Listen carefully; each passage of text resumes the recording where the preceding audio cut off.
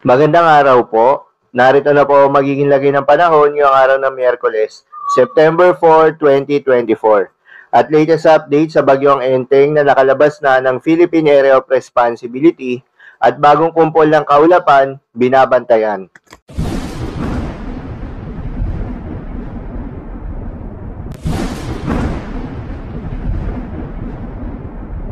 Sa kasalukuyan na tayo sa pag-asa, nakalabas na nga ng Philippine Area of Responsibility itong si Bagyong Enteng at kumikilos papalayo sa ating kalupaan.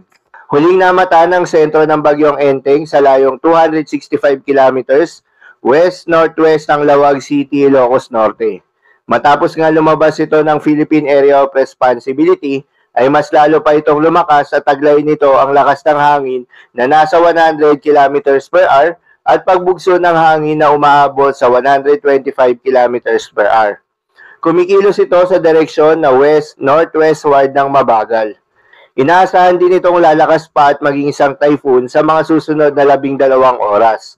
Inaasahan din itong aabot sa kanyang peak intensity ngayong Biyernes, September 6, bago ito maglandfall sa mainland China.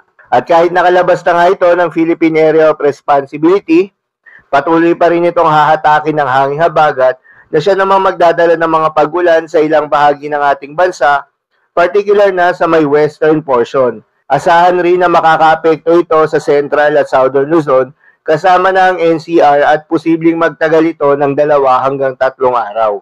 Samantala yung binabantayan na cloud cluster ng Pag-asa ay nananatiling mababa yung tsansa na maging isang low pressure area o bagyo sa susunod na 24 oras.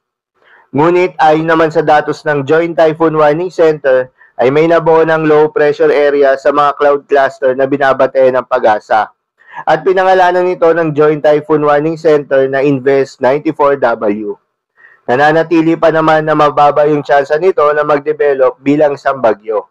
Para naman sa magiging lagay ng panahon ngayong araw ng Miyerkules, kahit nga nakalabas na itong si Bagyong Enteng sa Philippine Area of Responsibility, ay asahan pa rin yung makulimlim na papawirin na may kalat-kalat na mga pagulan at thunderstorm sa may Cordillera Administrative Region, Cagayan Valley, Ilocos Norte at Ilocos Sur dahil sa trap or extension ng mga kaulapan ng bagyo.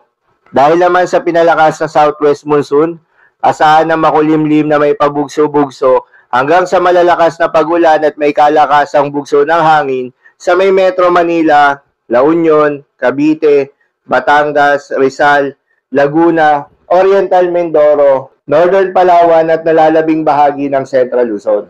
Asahan rin ang makulimlim at kalat-kalat na mga pagulan at thunderstorms at mga pagbugso ng hangin sa Quezon, Marinduque at Romblon.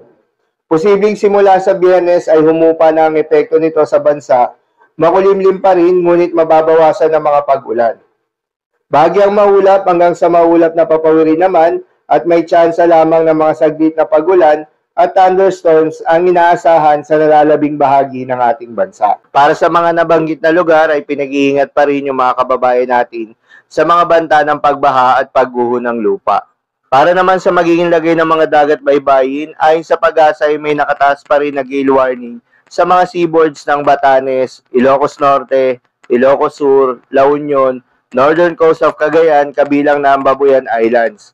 Payo ng Pag-asa ay huwag munang pumalaot yung mga kababayan nating mangingisda at yung may mga maliliit na sasakyang pandagat dahil inaasahan yung matataas na mga pag-alon. So, yun lamang po para sa lagay ng panahon ngayong araw ng Miyerkules. Keep safe, everyone.